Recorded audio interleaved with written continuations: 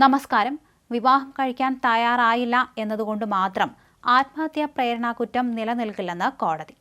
കുറ്റാരോപിതൻ തന്റെ പ്രവർത്തികളിലൂടെ മരിച്ചയാൾക്ക് ആത്മഹത്യയല്ലാതെ മറ്റ് മാർഗങ്ങളില്ലെന്ന സാഹചര്യം സൃഷ്ടിച്ചാൽ മാത്രമേ ഇത്തരത്തിൽ കുറ്റം നിലനിൽക്കുകയുള്ളൂ.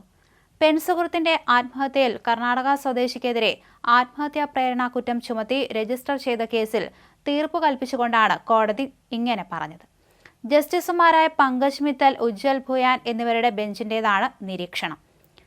പെൺസുഹൃത്തായിരുന്ന 21-കാരി മരിച്ചത് 2007-ലായിരുന്നു. 21-കാരി മരിച്ചത് വിവാഹ വാഗ്ദാനം നൽകി വഞ്ചിച്ചുവെന്ന യുവതിയുടെ മാതാവിന്റെ പരാതിയിൽ യുവാവിനെതിരെ കേസെടുത്തു.